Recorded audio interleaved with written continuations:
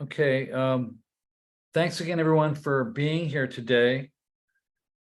Our first speaker is Max Elbaum, and he is on the editorial board of Convergence, an online progressive journal on U.S. politics. And you can modify that description if you like, Max. He writes a column in Convergence titled "It Is Happening Here."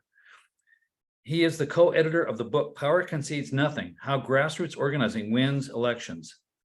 And he's going to provide his analysis of where we are politically in this country right now in regard to the threat of fascism and what we can do about it. Max Elbaum, you have the floor. Oh, okay, Art, I thought you were going to say something about your own background. Yeah, thanks for reminding me. I'm the son of Holocaust survivors, so this topic is very important to me. Yeah, but I think it's something that we all should be concerned about. So once again, Max, you have the floor. Thanks for reminding me about that, though. Okay, thanks. It's a pleasure to be in dialogue with you all today. Art's given me about 10 minutes to try to talk about the current situation. I'm going to try to cover three areas. First one is the threat we face from the right-wing bloc that's gathered under the banner of Make America Great Again. I'll refer to them as MAGA. Second, I want to talk a little bit about their strategy to take power and ensure permanent authoritarian rule by a minority that's committed to austerity for the majority of the population and a white Christian nationalist agenda.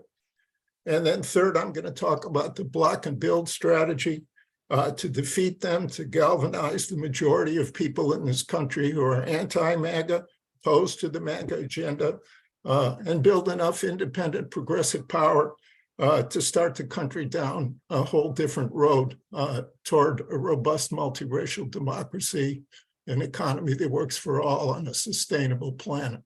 Max, you have 15 minutes, actually, so don't feel too rushed. I'll try to be shorter than that, thanks. So on the first point about the threat, I guess the easiest place to start is by noting the front page of the New York Times yesterday. The headline spread across the top two columns in the print edition was "Trump and his allies seeking vast increase of his power."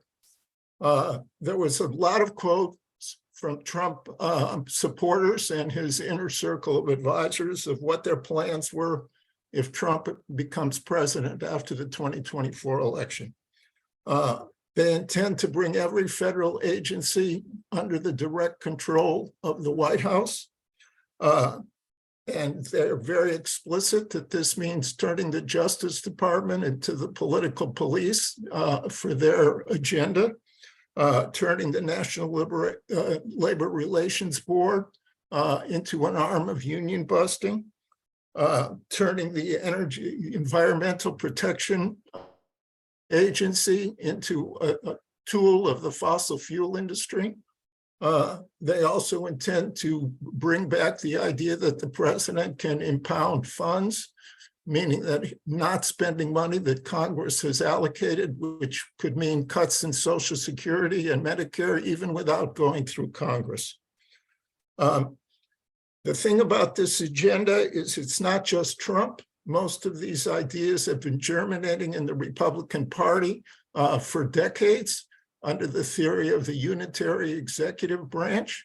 And the entire Republican Party would be behind that agenda, as well as behind a national abortion ban, a national right to work law, austerity for the majority and tax cuts for the rich, an eliminationist program for people who are transgender, energy policy turned over to the fossil fuel industry, Jim Crow 2.0, and a combination of McCarthyism and this 1960s, 70s COINTELPRO program for the left.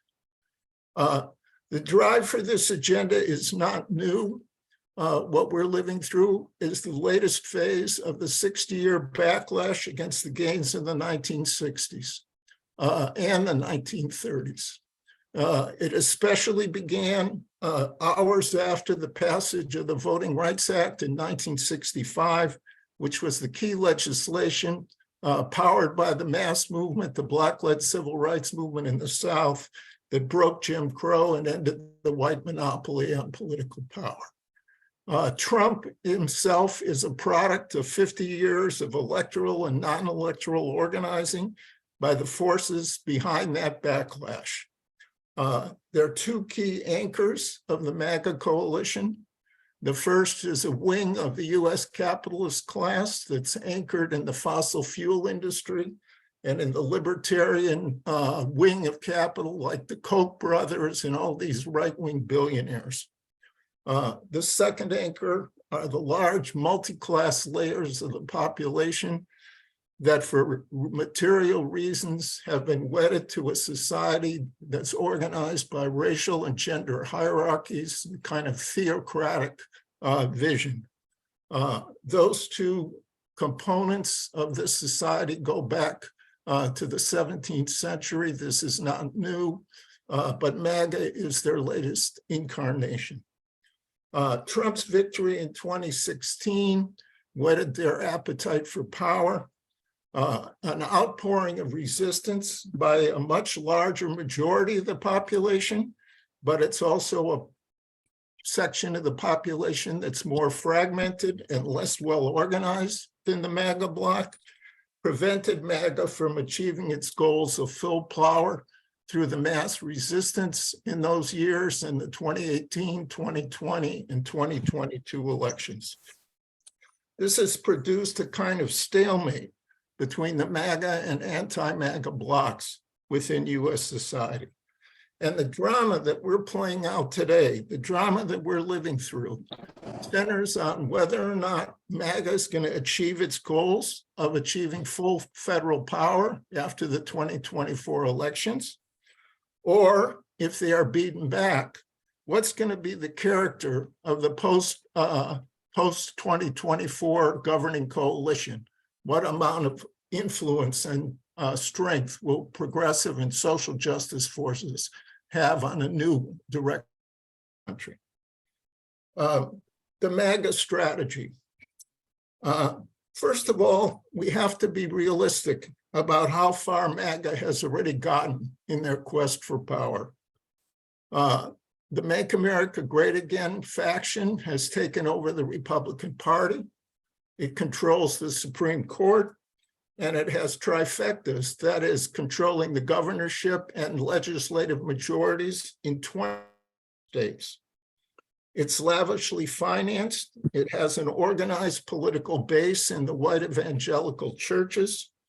It has a powerful narrative that appeals to white grievance and gives a deep sense of meaning and belonging to those who accept it. We should not underestimate how loyal the MAGA hardcore is to that narrative. However much we think it's irrational, this is a community of people that feels a deep sense of belonging in that network. It has an unmatched propaganda apparatus with Fox News and the other right-wing media. Its loyalists are active within the armed forces and within police departments and sheriffs all over the country. And it has incorporated into its ranks, into its coalition, openly fascist and white supremacist militias to act as a kind of modern-day brown shirts. None of this happened by accident. It's the result of a conscious strategy. The MAGA leadership, the key operatives, people like Steve Bannon and others who are the strategists of MAGA, have studied the experience of the rise of fascism in Europe in the 1930s, 1920s and 30s. And they realized that fascism did not come initially to power in Italy or Germany through a revolution. It came to power through means that were legal and constitutional in those countries.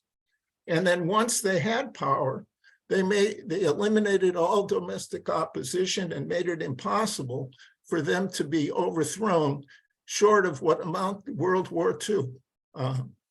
And the MAGA strategists studied this and realized that they could find a similar path to power to take advantage of the legal and specifics of the legal and constitutional system here in the United States.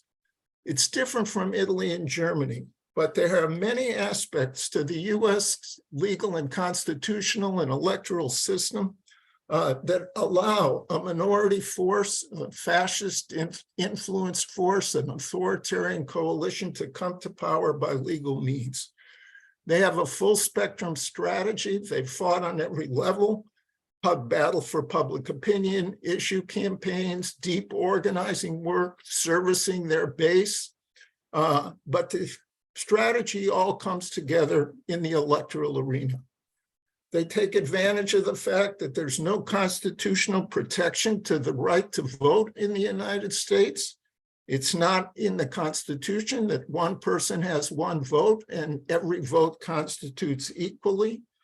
The Constitution does not forbid the unlimited use of money in politics.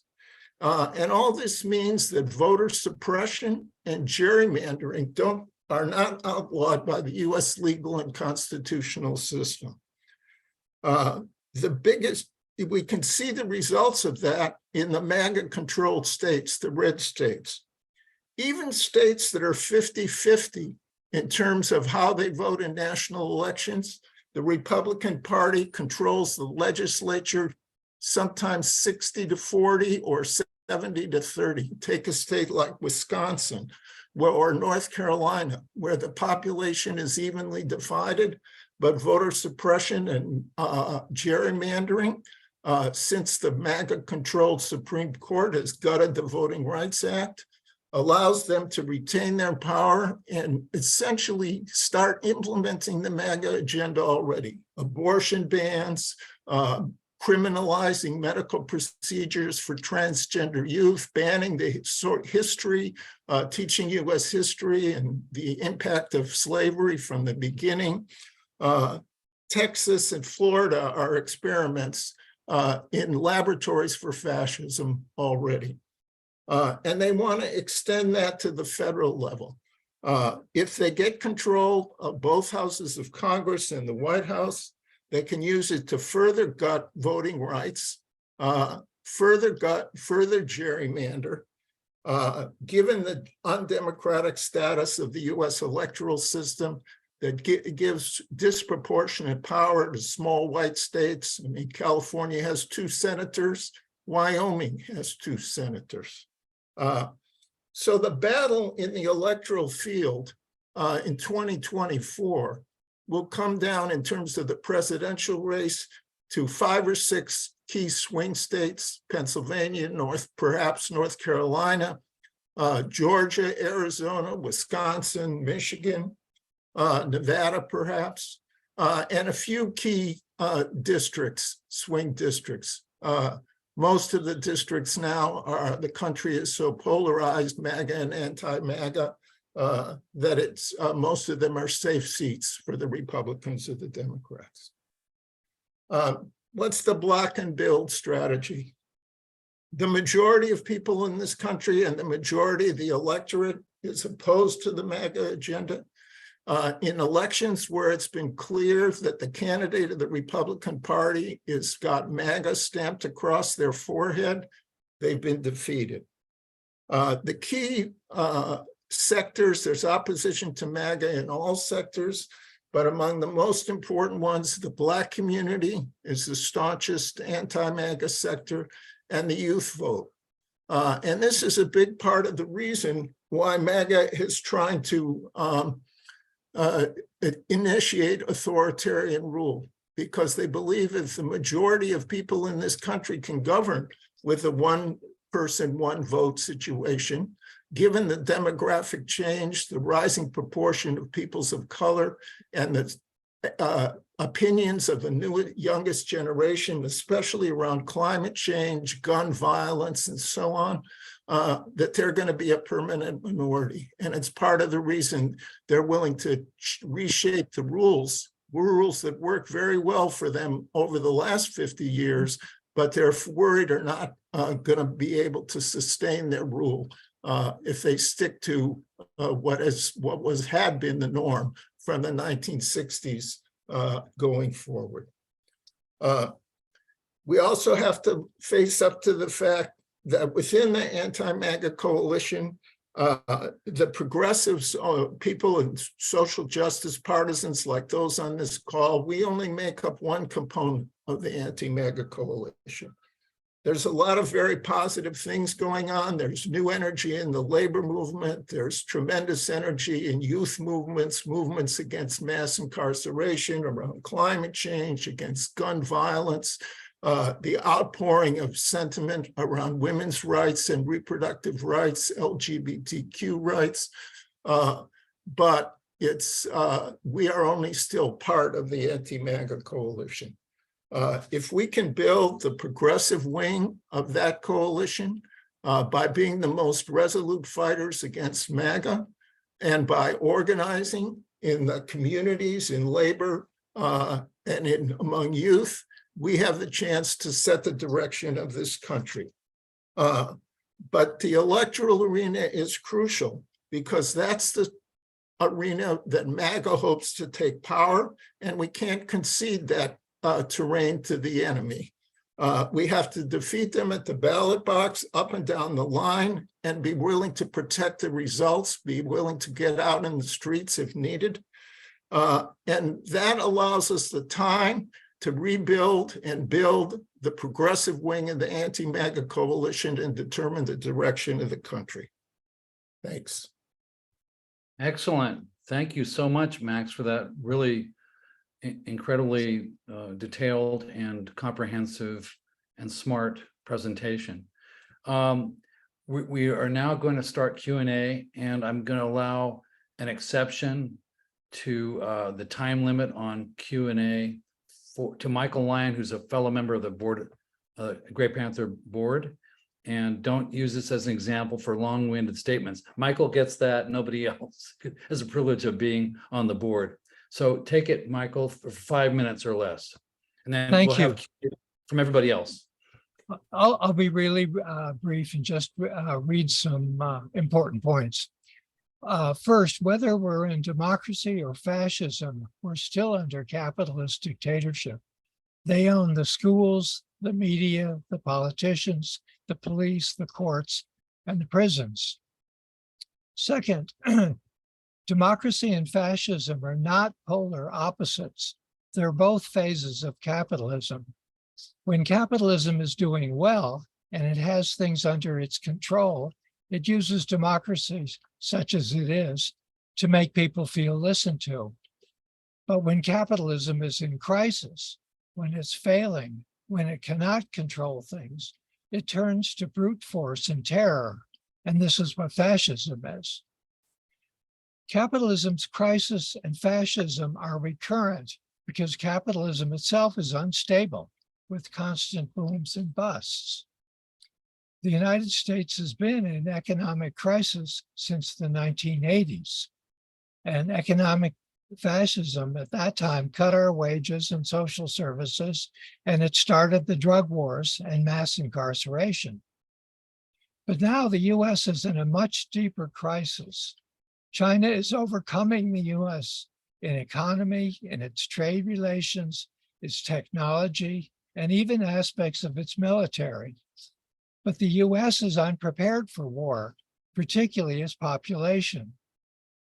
So the US needs, capitalism needs fascism to make workers work harder for less, and to make workers support a war and die for a system that's exploiting them even more. I don't think election and laws are going to stop fascism. In the 1930s, German leftists thought Hitler would make a fool of himself, and they would be chosen in the next election. In the 1970s, in Chile, the trade unions repeatedly warned Allende that a coup was coming, and the unions started arming themselves. But Allende said, "No, I'm the duly elected president, I'm in charge," and he took away the guns. Workers were left defenseless and suffered a bloodbath. How can we fight fascism? I say we need to attack the fascists directly. It shows that they're wrong. It shows that people don't believe them. And importantly, it shows they can be stopped. In the 1980s and 1990s, the Klan and the Nazis tried to have rallies and marches in many California cities. They were beaten back by thousands with rocks and bottles and on occasion fists. Both the Nazis and the Klan openly admitted that they were afraid and they gave up on California.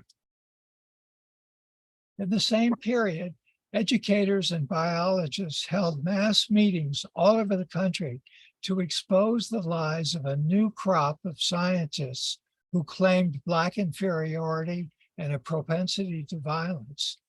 And later, they shouted them down when they tried to speak. These racist theories failed to take hold. More currently, students and activists have stopped anti-queer and anti-trans celebrities from speaking on campuses. The other way we can help is by being really active in strike support and say that we're fighting fascism. When Biden was forcing the railroad workers back to work, supporters walked the picket lines and talked about how this was fascism. This a gigantic UPS strike that's coming is going to be an excellent opportunity for us to do it. 1 minute, Michael. Finally, the only permanent way to get rid of fascism is to get rid of capitalism. Thank you. Do you have a question? If you can do it in the next 30 seconds or so, or you just want to leave that comment as a standing? I think that's sufficient. Okay. Thank you. Thank you. Okay, Max, do you want to take a crack at that one right now? Or do you want to take more questions? Well, I'll just say this for now. The capitalists didn't give us the democratic rights that we do have. They were won through mass struggle. The right for women to vote, the right for African Americans to vote, all the different marriage, every fight, every bit of democratic space that we have is a result of popular struggle. And that follows the tradition right from the Communist Manifesto. The first task is to win the battle for democracy.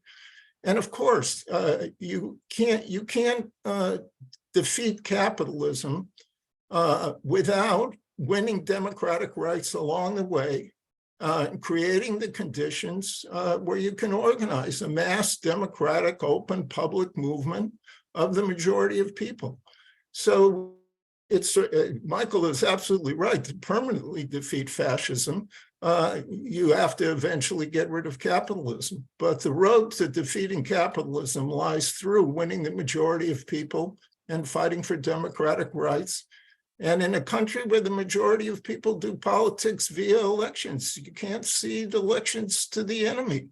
We don't get to choose. We're not strong enough to be choosing the battleground. The battlefield is set for us, and we have to interact with it, even in areas that are unpleasant and uncomfortable. So I'll leave it there for now. Thank you, Max. Now we have 2 questions. 2 people have raised their hands. Continue to raise your hands to get as many questions in as possible. Also, keep your questions brief. The first question was not a model. That was special privilege by the SF Gray Panther board. So Carla, please ask a brief question or make a brief comment or both. Yes, Carla from Minnesota, and on the Gray Panthers part of it. But I'm asking the gentleman who first spoke about, and he kept talking about the enemies. And I'm on a lot of groups in Minnesota, and we talk about everything trying to be bipartisan. Do you think we're just blowing in the wind over here in Minnesota? That we need to go full out and call them enemies? Or I don't know. We're not doing that in the groups that I'm in. And a lot of them are environmental groups, I'll have to say. What do you think? I think that when you're trying to read mass, when I use the term enemy, I'm referring to the specific core forces of MAGA. I'm not referring to the mass of people, so many of whom might vote for MAGA out of all kinds of different reasons. And obviously, we don't write off anybody, and we have to speak to people in ways that can appeal to them and where they're at and move them in our direction. So to me, it's a question of messaging it at different times. I don't think we're going to be able to save the environment unless we convince lots of people that the fossil fuels industry is our enemy. We're not going to be able to cooperate with them in breaking with fossil fuels. But the people who work in the fossil fuel industry, people who are worried about their jobs and all that, they're not the enemy, even if at the present time they vote a way we don't like. Thank you. And our next question is from Supplant the Capitalist System. Go ahead, Supplant. Unmute yourself, please. You have to unmute yourself, Supplant. Your hand is up. Are you going to ask a question? If not, we'll go on to the next question. Going once, going twice. Norman, go ahead. Yeah, my question is, in the last election, Trump, tried to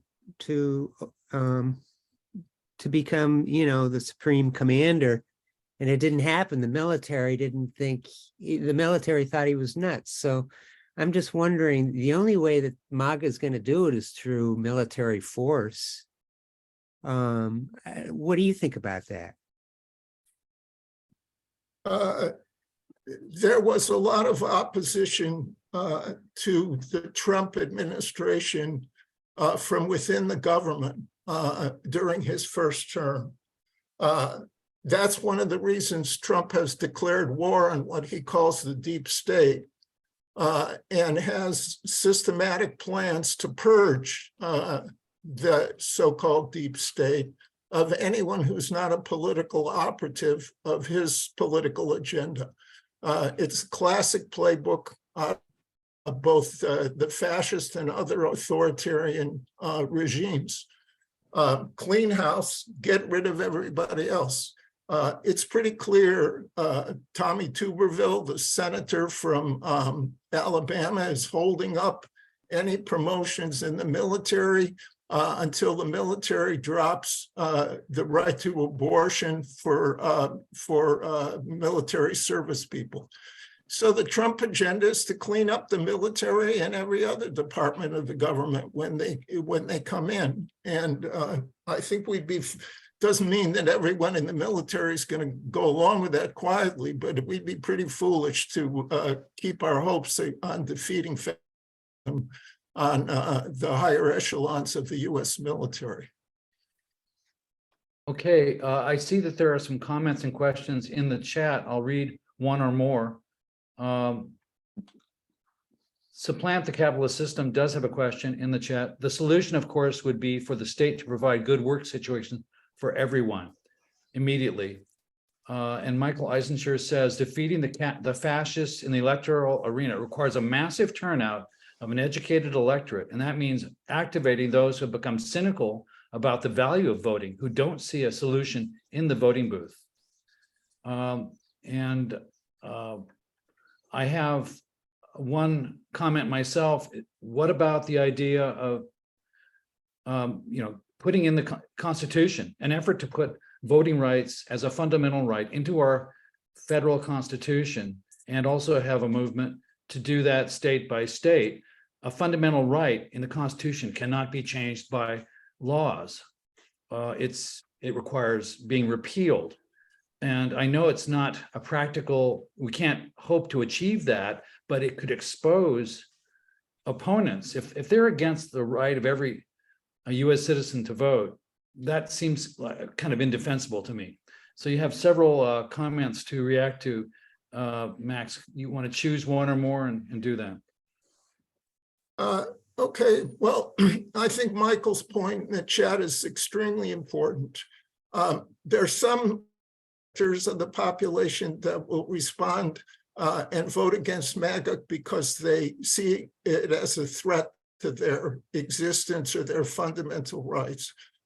So the massive turnout of women, the turnout in the LGBTQ community is because in those communities, There's a clear difference between the Democrats and MAGA, and you think of MAGA as a direct threat to things that are of great importance to them.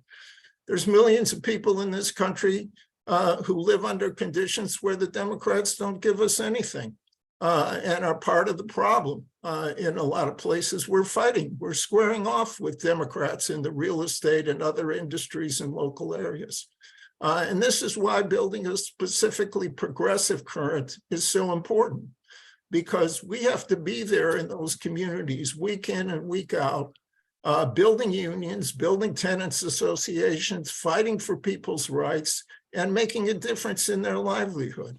And where there are on-the-ground groups doing that, they are able to solidify a base and build their own independent power.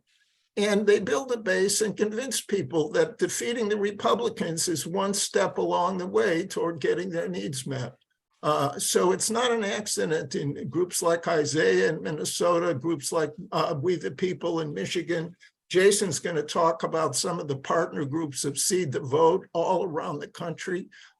These are the kind of formations, unions like the Nurses Union, Unite Here, that have engaged their members and fight for democracy and make a difference.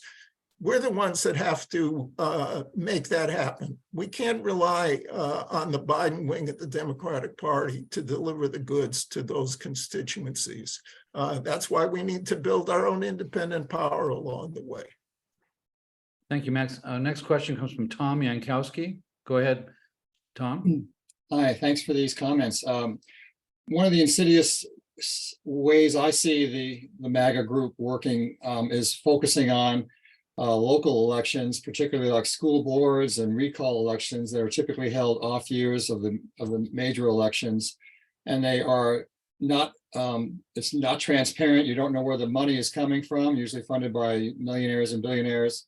And I'm just wondering. It doesn't seem like the left is as organized in those kind of elections against the MAGA groups. I thought you might make a comment about that. Yeah, absolutely. We need to be in school boards, city councils, state legislatures. We need a whole crop of candidates that come out of our social movements, have that experience and bring that social movement perspective right into the legislative bodies. And it's also true that the things don't line up neatly. I think we have a lot to learn this time from what just happened in Chicago. You know, in Chicago, Brandon Johnson, an organizer with the teachers union, who started with 3% or 5% support, is now the mayor of Chicago. He was running against a well-funded establishment candidate who was backed by the Republicans and backed by the Obama machine in Chicago. That guy Vallis, who was a school privatizer, and Brandon won through grassroots organizing, the work of the teachers union, labor coalition, the Black community. He won. And 2 days after he won, he endorsed Biden for president in 2024, because he realized that for him to succeed in Chicago, in changing Chicago, it's a lot better if the Democrats are in national power and the Democrats are in power in Illinois than the Republicans. Look what's happening in Texas. Houston is preempted from passing anti-discrimination laws or anything else because the state legislature has forbidden Houston to do that. The state power overturns the city power. So we need a flexible perspective on alliances. We're going to fight with people really hard, fight against the corporate Democrats, and then we're going to turn around and ally with them against the fascists and build up our own power along the way. You know, it's who gets the bird, the hunter or the dog, and we have to struggle to be the dog, to be the hunter. And right now, we're not quite strong enough. So there's a lot to learn from how we have to navigate politics. If it was as simple as just, you know, planting the flag and putting out good ideas, we'd have had socialism in the United States a long time ago. We have more in the chat. The one is the progressive forces must challenge corporate Democrats by putting up progressive candidates. Also, we have somebody saying Carla's question does remind me of Harry Bridges' response when asked if he felt what he felt about the police who were regularly assaulting longshoremen protests. The police are our working, and he said, the police are our working class brothers, and we support them in their struggles to organize. When they get in our way, we kill them. He didn't have a question mark at the end. Another comment in the chat. The age of surveillance capitalism, the fight for a human future at the new frontier of power by Shoshana Zuboff at Harvard. This book, which I just started reading, seems to offer relevant information on the challenges we face in fighting for a democratic system for the working class. And this calls up the question of the media and how progressives can use the media. And we have tremendous tools at our disposal, and organizing could be the link to make those tools more effective. For example, there's a network of radio stations called Pacifica. They span the country, and there's lots of independent radio stations. Why don't we have a series of town hall meetings and teach-ins through the media to attract not only our allies, but engage with new people in a struggle that appeals to them in terms that appeal to the general public? So what's your response to the age of surveillance capitalism and the need to use media more in a more intelligent and organized way by the left? Media communications technology has changed the way politics is done, and we're behind the curve. So that point is very well taken. We need a whole leap in the scope and the perspective by which we use media. There's a lot of people thinking about the changes in social media. There's this Mastodon effort to figure out if there's some way to do a social media platform that could compete and be democratic in its direction rather than Twitter and Meta and all of that kind of thing. There's efforts to expand the print media and so on. But I do think that part of the problem here is that, Pacifica is a great resource, but as everyone I'm sure knows, Pacifica is racked with internal disputes, and people in the different factions are fighting each other. And so the first step is to get some kind of common vision of where we're going, and then be able to cooperate. Not a monolithic thing, not that we all agree on everything, but there has to be some amount of political consensus where we're headed for people to productively cooperate. And that's true in every form of organizing, including media. The project I worked on, Convergence, we have tried to, and are fairly successful. We've been joint publishing with a publication called The Forge. We've joint published within these times. We're trying to develop relationships with broader forces, big circulation, progressive things like The Nation. So it's a crucial area for us to make a breakthrough on over the next few years. We have less than 5 minutes left in this Q&A. We'll have another one later. There's another question in the chat from Betty Trainer. Any concerns about third-party candidates in 2024 who might take away votes? For example, Cornel West. She doesn't mention him, but I would mention, it could be very appealing for people to vote for someone like him who is so eloquent and hits the issues on the button, although I haven't looked at him extremely carefully, from what I've heard from him before, he makes a compelling case for on all issues. So what concerns do you have about third-party candidates in 2024 who might take away votes from more mainstream Democrats like Biden, for example? Well, I think unfortunately in the current situation, I don't think third-party candidacies play a productive role. The problem is the US electoral system, it's not a parliamentary system. In a parliamentary system, you make the coalition after the votes. So a small party is represented, you get 10%, another party gets 15%, another party gets 40%. In the US electoral system, you have to make the coalition before the voting. And that's an obstacle toward the weaker forces. And it's been an obstacle to the left for many, many years. But there's a fascinating article by Guttenplan and Sankara in The Nation. Sankara was the founding editor of Jacobin, and he's now the president of The Nation. Guttenplan is the main editor in The Nation, about why Cornell should run in the Democratic primaries. I mean, Bernie made a huge impact by running in the Democratic parties, probably did more than any other single individual to popularize anti-capitalism, socialism, and working class politics in the last 10 years. And he did it because he ran in the Democratic primaries. And Bernie's positioning himself, he wants to set a working class pole within the anti-MAGA coalition. So he endorsed Biden.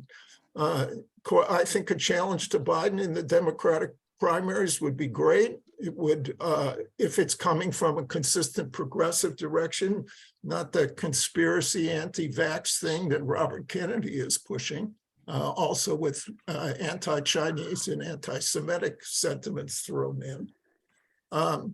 Cornell's a great speaker, and many of us have worked with Cornell for a long time, but I think he's making a mistake running as a third-party candidate. Okay, thank you, Max, both for your presentation and for such great answers and during the Q&A. I hope you can stick around till about at least 2:15, but we're going to shift now to our second speaker for the next 15 minutes. And that speaker is Jason Negron-Gonzalez, who is the political director of Seed the Vote.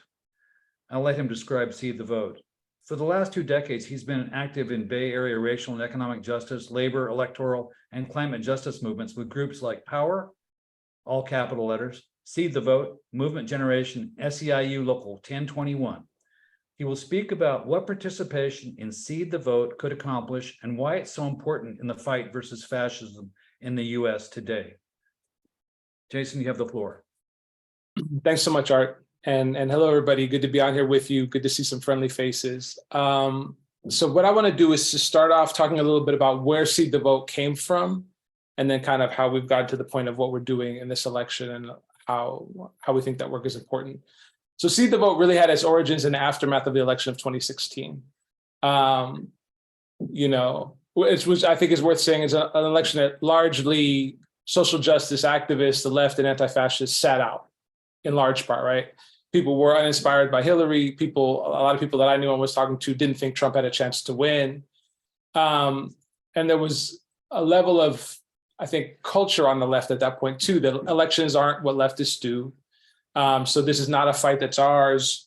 And that was very embodied by Hillary versus, sorry, it was like a constructive. It's embodied by Hillary versus Trump. We don't like either of them. And we're not going to be involved. And in aftermath, as we saw all of the points that Max was just detailing, all of the consequences of that decision with Trump in office, I think people realized that as much as they could fight and organize in local communities or in local unions, when federal policy was taking billions of dollars away from working class people and putting it in the hands of the rich and advancing all kinds of right-wing policy, that the costs of sitting out federal level electoral politics were just too great. So the goal of Seed the Vote was to change that approach. And the original strategic goal, I think I could say, was to fight the right and build the left through engagement in electoral work. This was largely centered by folks in the Bay Area. And I think the question that was coming up for people is like, okay, some of us were organizing in Arizona, some of us were organizing in Florida or Pennsylvania, and have had, Virginia, and those have been places where left electoral experiments have taken root over time and have been playing out in the context of those battleground fights. But what about the rest of us, And for folks in the Bay Area, the tactical goal or line of Seed the Vote was, how do we take all of this organizing capacity and expertise that all of us have in all of the ongoing work that we're doing and bring that to bear by delivering additional capacity to battlegrounds in some of these key fights. And this was 2018, 2019, 2020. I think a lot of people did that work independently in 2018 in a lot of different ways. I was going out to the Central Valley, working in Modesto on elections a little bit and in Nevada.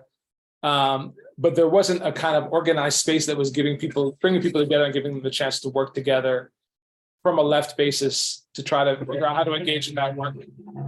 Sorry. All right.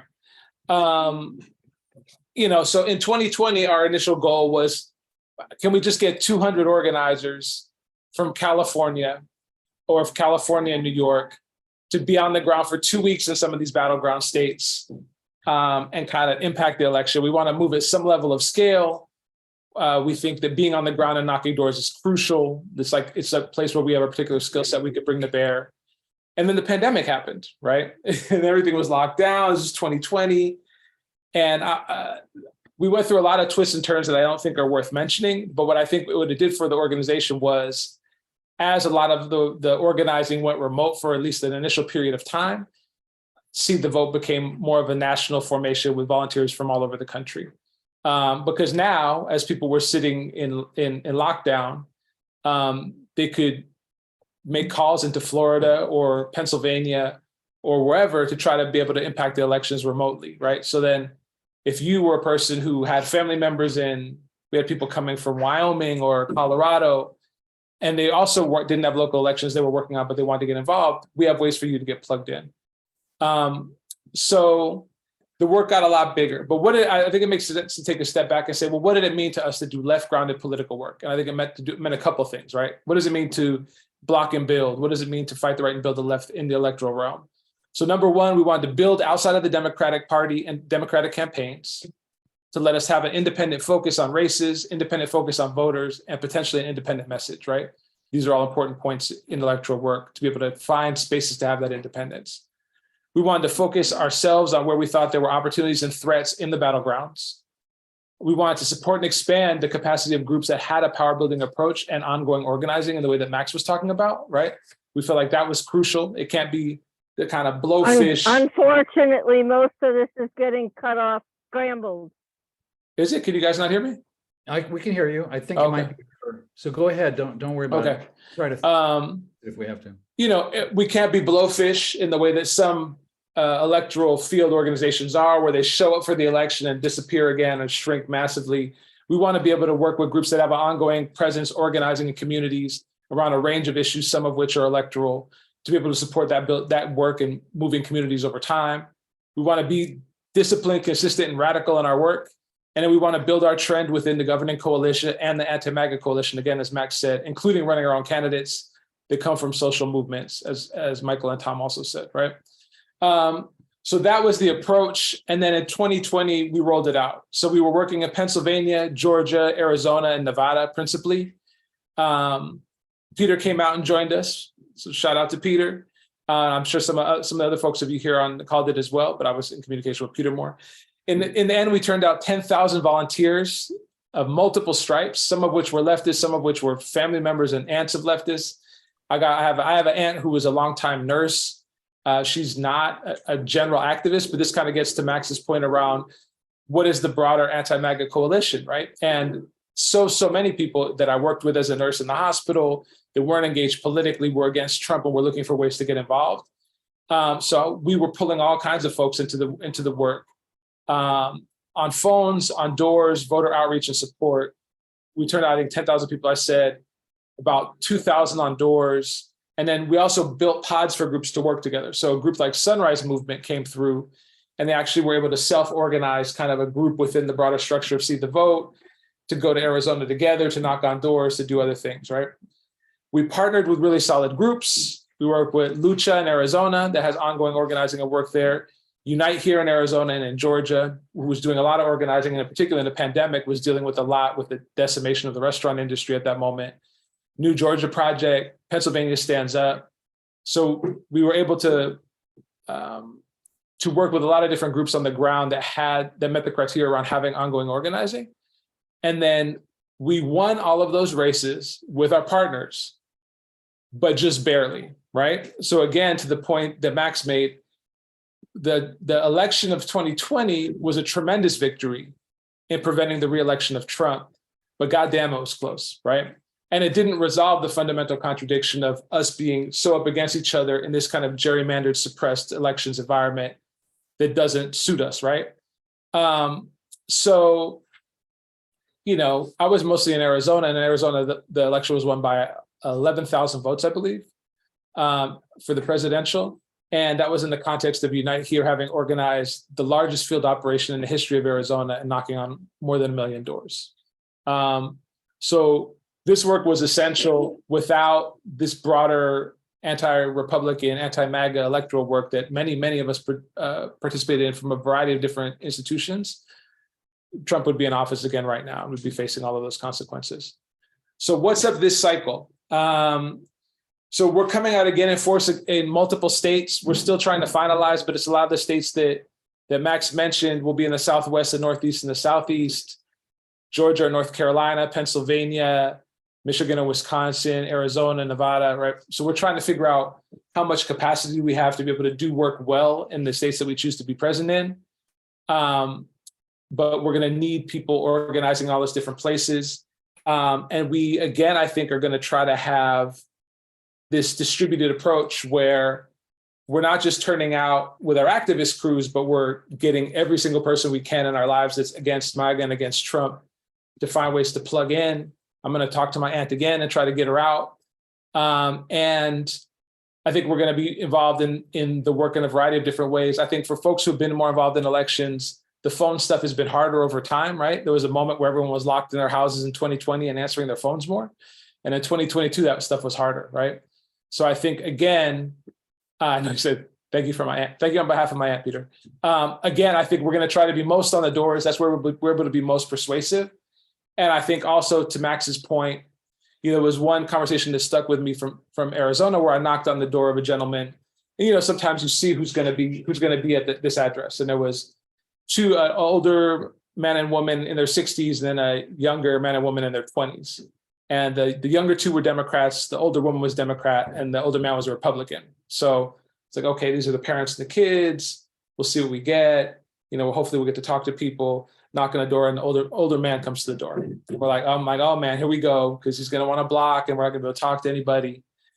And he said, I'm a Republican, but I'm going to vote blue down the entire slate in this election because what's going on right now is completely unacceptable, you know? So I think we need to find ways to have conversations that move people along and to like solidify people's commitment to progressive and left politics as we're meeting and organizing these folks. But there's other folks that are able to be moved in tactical ways that are important for us. And I think there's a lot of people who are going to be up for grabs in this cycle again, in this election. So maybe I'll leave it there to open for questions, but for all of you individually and in groups of friends or comrades or whatever, we would love to have you involved in Seed the Vote. And there's a variety of different ways for that to work out that are closer to home, that are farther from home, that are, you know, a couple hours to a couple weeks to a couple months if you wanted to. Because I think it's going to take everything we have again in 2024. It looks like a really difficult situation, whether it's Trump or DeSantis or whoever else. It's going to be a MAGA candidate on the right Republican side for sure. And we want to take down whoever that is, no matter what. So I'll stop there. Thank you, Jason. And we're going to go to Q&A after a break, but I wanted to ask, I'm surprising Peter only by asking him if because I know he did some volunteer work with Seed the Vote, if he can you want to spend a minute or two just talking about your experience and how it maybe encourage us to do what you did, so do it in the future now. Do you mind? Yeah, I'd be glad to, Art. Arrived in Phoenix, Arizona, screaming hot weather, 94 degrees. This was at a height of the COVID, so Seed the Vote put in place very strict protocols for doing doors. I came with my son. He was like my body man. I never could have done this without him because of the heat and the difficult work that we were asked to do by Seed the Vote.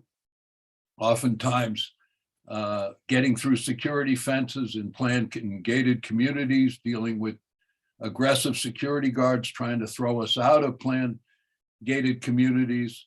But the work was extremely rewarding. And the new technology that we have that enables us to do doors with a handheld device and enables us to stay in contact with the voters that we were working on. I got some wonderful text messages of people who said, I I responded to your call and I went and voted. It's the first time I ever voted. I went and voted to save democracy. So I loved working with Seed the Vote. I was probably 40 years older than almost everyone there. But what a group. Young people of color from the Bay Area and leadership of this group. They rock. And I hope people will consider deploying with them or doing some work on the phones or doing postcards. There's many ways to serve this movement, but Seed the Vote, working closely with the hotel workers, is a wonderful organization. And I'm probably headed to Orange County this time because I want to flip back the House. You know, we have 3 seats probably in Orange County that we need to capture for the Democrats, but we'll be employing Seed the Vote methods down there. And just before we go to our next segment, after which we'll have a break and come back for Q&A with Jason, I want to point out Michael Eisenster says in the chat, those of us who are not able to go to another state with Seed the Vote can still contribute financially and help raise funds for Seed the Vote to underwrite others who can travel. So at this point, I want to announce that, well, we are going to have Q&A after a little break, but before the break, I have an important announcement to make, and it has to do with someone who, and we will be continuing with this discussion, the Q&A, very soon, so don't go away, but a Gray Panther just passed away that was near and dear to our hearts, and the next thing you will be hearing is his voice. Arise, you history bombs and stand up and fight for liberty and true democracy. Over is facing the change of oppression. Everyone who fights for freedom is now rising. Arise, arise, arise. Oh, let us in one heart with the torch of freedom, march on. With the torch of freedom, march on, march on, march on and on. Okay, that was the voice of Alex Bagwell in 2017 at a show he produced with the San Francisco Labor Course. It was about Paul Robeson. As some of you may know, Alex Bagwell, our beloved fellow SF Gray Panther singer, scholar, who was devoted to the life and work of Paul Robeson, has passed away, and a memorial service has been announced. I will post this information in the chat. It's going to be at Jones Methodist Church on Sunday, July 29th at 2 p.m. That's 1975 Post Street. Don't worry about writing this down, or you can, but I'll post it in the chat. And we can save the chat for you, or you can save it yourself. Alex and Harriet Bagwell, a couple, performed Paul Robeson songs frequently at SF Gray Panther's meetings, and their appearances at SF Gray Panther meetings were among our most popular events. He was a founding member of the Gray Panther's Paul Robeson Songbook Committee. His voice, which we heard singing the repertoire of Robeson, will be remembered always. The Paul Robeson Songbook is on exhibit at the African American Museum of the Smithsonian. There will now be a 2-minute break, and then at 2:05, we're going to be having our second Q&A with Jason. So take advantage of this break, do what you need to do, or just sit tight, and I'll play some more of Paul Robeson while you do what you got to do.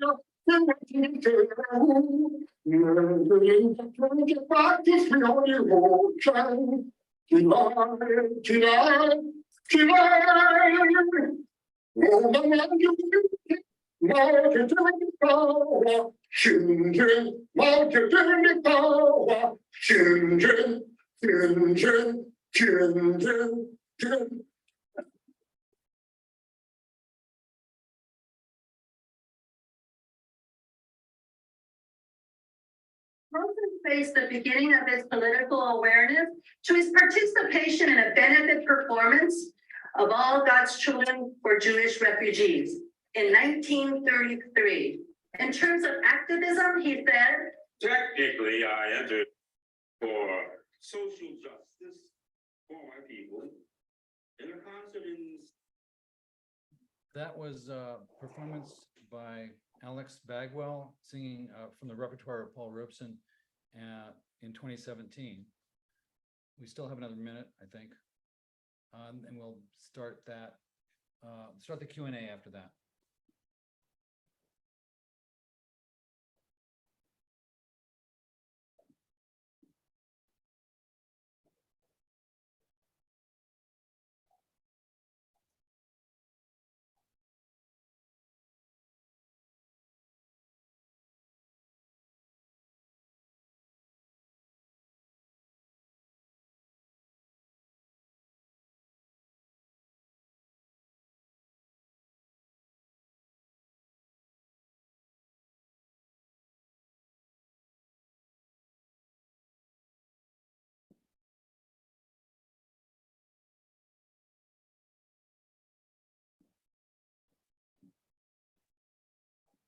Just a note to thank Michael Eisenshire for the posters. He's putting informational posters he's posted in the chat.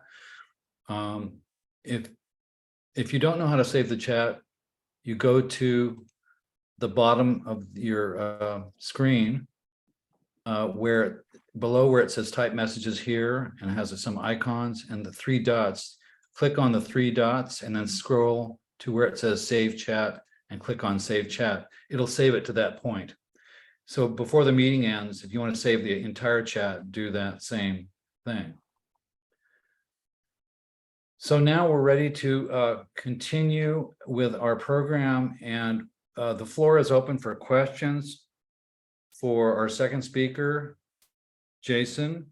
But if you have a question for Max, you can ask that as well. He's still here. He will have to leave, however. So please raise your hand or put something in the chat if you have a question for Jason.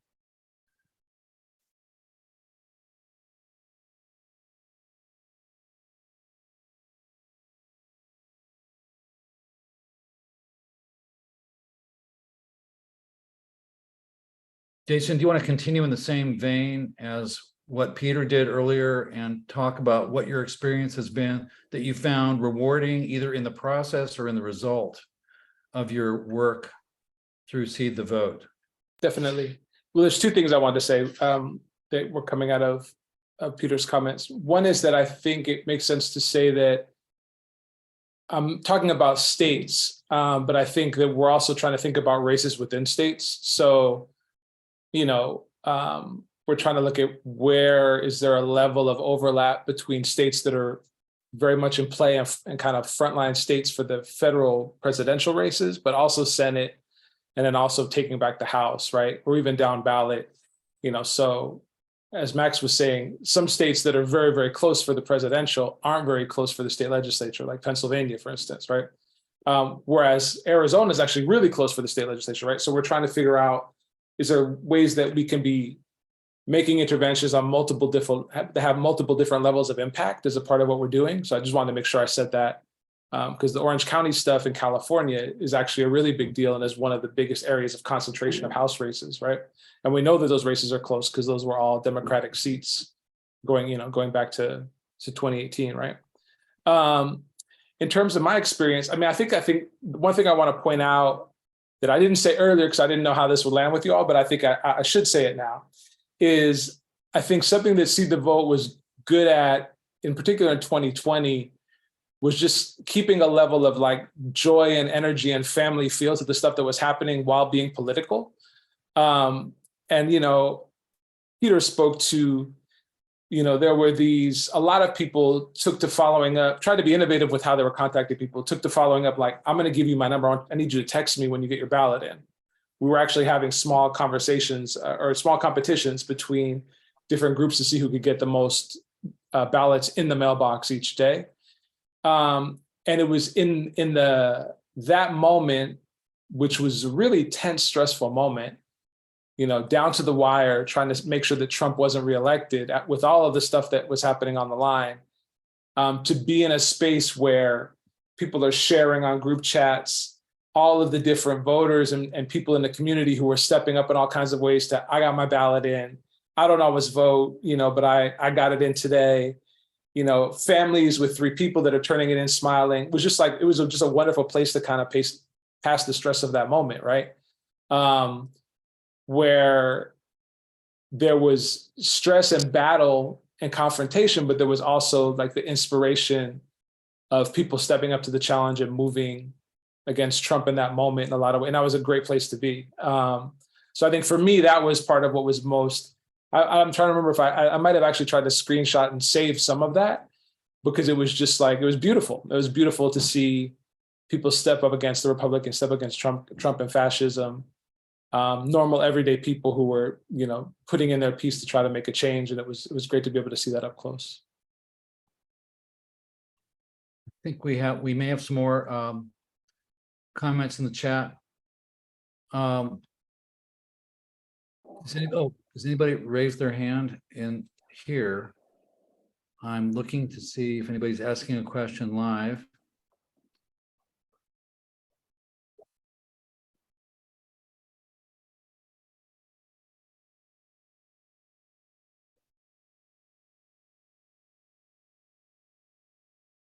I have a question for y'all. Okay, Oh, we do have someone asking a oh, question. okay, here we go. Oh, Teresa. You can step in after that, maybe. Okay, Terry, go ahead. You need to unmute though.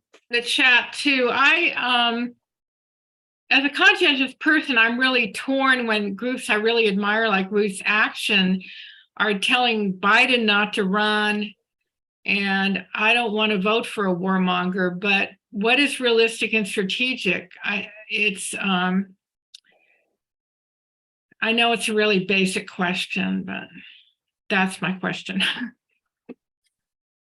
I mean, the way that I've tended to think about stuff like that is I kind of agree with the point that Max made earlier. I think there is opportunity for other folks to run and move the conversation in the primaries, and even in this moment, kind of ahead of that. But I think that, for me personally, or for Seed the Vote, I don't feel like there's we don't have a lot of control about how that's all going to play out, right? Like if someone great steps in against Biden and moves through the primaries in a way that really raises our issues well, that would be fantastic. If that doesn't happen, then I think we're going to kind of have to organize no matter what the situation is. And I think, so I have no disagreement with folks pushing for Biden not to run, or even pushing for him to kind of reform his relationship to different positions and things that he's done. But at the end of the day, because I'm opposed to Trump or anyone else from the Republicans winning the presidency, I'm going to show up at the end of the day regardless, and say, regardless of who's on the Democratic side, a vote for MAGA Republicans is damaging to our communities for all of these ways, and we need to come out and get it done.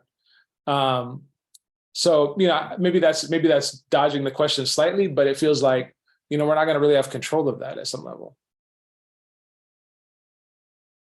Okay, we have another question from Peter Olney. Go ahead, Peter. Yeah, Jason, I know in Maricopa County that you partner with some local organizations like Lucha that have been doing this kind of work for a long time, participated in throwing out that Sheriff Joe Arpaio, the racist sheriff of Maricopa County. I think it's important when we're doing this electoral work that we leave something behind, that we're helping to build local power. Could you talk a little bit about what shape that takes in the wake of the work you've done in some of these battleground situations? Well, I think Arizona is a great example, right? Because I think 10 years ago or 12 years ago at this point, like it was really the core, like almost the centerpiece of, like, in particular, anti-immigrant right-wing politics in the United States, right? Solidly Republican at all levels. All kinds of bad things were coming out of Arizona to the rest of the country.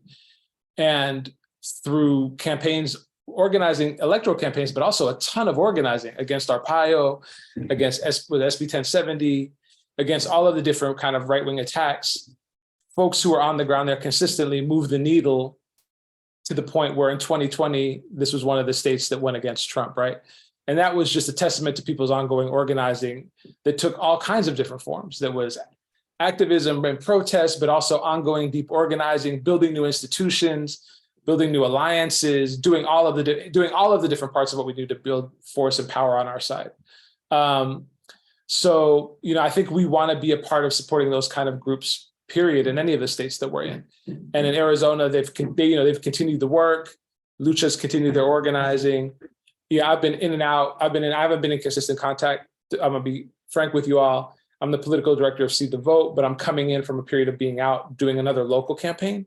But I know there's been consistent ongoing contact with a lot of these groups, and they've tried to figure out how do they strengthen their base and move forward in the aftermath of all the great work in 2020, and then through the midterms into now, and then also just with all of the different issues that are coming up at the local level. But I think in a lot of ways, Arizona is like a good case study on how to do this thing right. And I think so many of these other states are kind of teetering on the edge of that and try to figure out how do you kind of solidify your progress and move further forward to break trifectas, to get Democratic trifectas, to get more progressive and left electeds in place to build the power, the strength of those trends within the broader party, within the broader kind of coalition.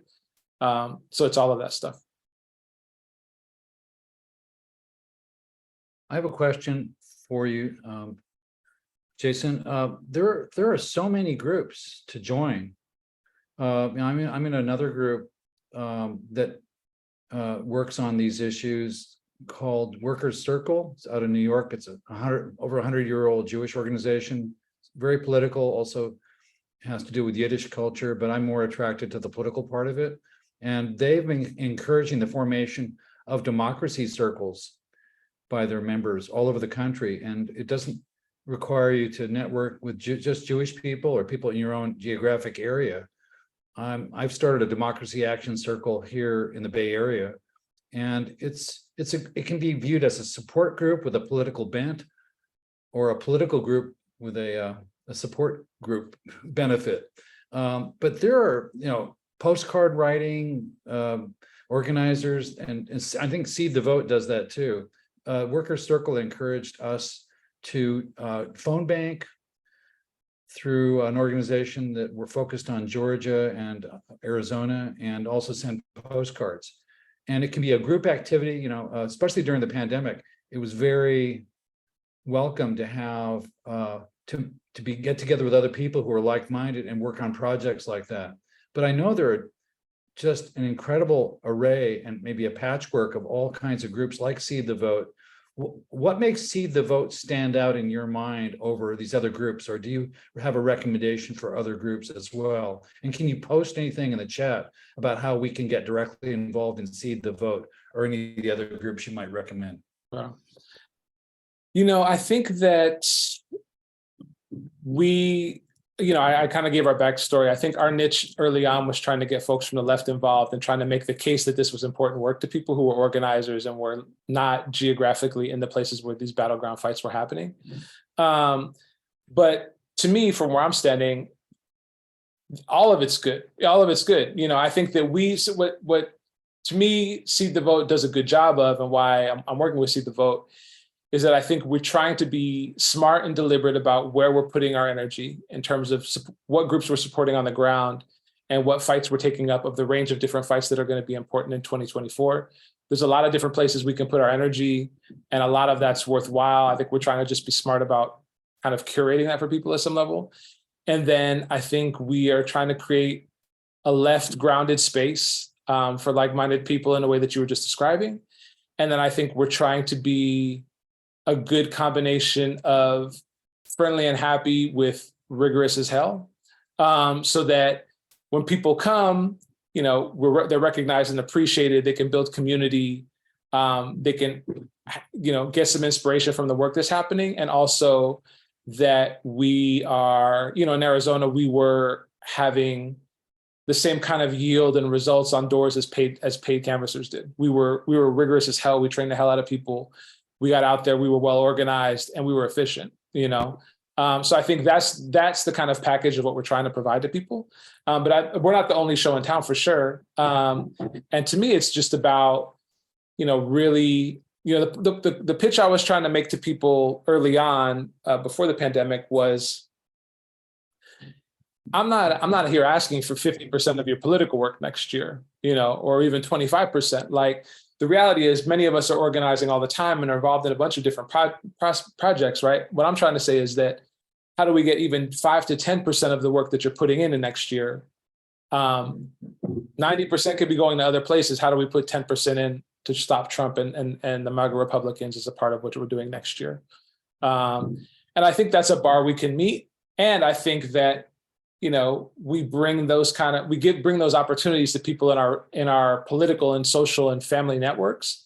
And that's how we got to 10,000 people last time. So I think we're trying to create that kind of space for people. But I guess that is my question back to you guys. Like, I'm going to put my email in the chat. I'm going to put Seed the Vote's website. I think we're still at an early stage in terms of like all of the different concrete opportunities that are going to be there as we get closer. You know, I think obviously the general election in November is going to be a big moment, but we're going to obviously try to be building a lot of stuff prior to that. There's going to be ways to jump in during the primaries, during, you know, early voter outreach, voter ID, deep canvassing, to have deeper, longer term conversations with people. So we're going to have all of that happening. And I want to be able to bring that back to you guys. I just want to say one thing. I want to thank you both for speaking. I know Max has to leave soon. Max, you have any final words of wisdom for us or inspiration? Discussions like this are happening all over the country. We're all putting our heads together. There's a tremendous amount of organizing going on. If we keep our eyes on the prize, I really do think we can turn this country around. It's not going to happen as fast as we'd like, and it's a crooked road. It's not a straight road. But we are part of the national majority, and we're part of the global majority. And that's what keeps us moving. Thanks everybody for your time. I'm just posting a link to a recent article I wrote in the chat that covered some of the ground I spoke about. You're always welcome to check out Convergence magazine and support Seed the Vote. Thanks so much for everybody. Thank you. Thank you so much for being here today with us. We really appreciate it. And we'll have a recording. Anybody who wants a recording, we can get it to you. Put your email address in the chat or contact the Gray Panthers. Michael, could you post the Gray Panthers email address in the chat? And Jason, we're getting pretty close to the end. So I want to thank you for being here today and sharing your group's work with us so we can get involved if we choose to do so. And thanks for leaving your contact information and any information that will connect us to Seed the Vote, because it seems like a very worthy effort. Thank you for that. I put the information in the chat. Also, right on the homepage of Seed the Vote is initial opportunities to make calls, donate, or knock on doors. So there's a good place to get plugged in. And then I'd love to come see you guys again at some point as we kind of start making our way into this next year. So great. Yep. Thank you so much.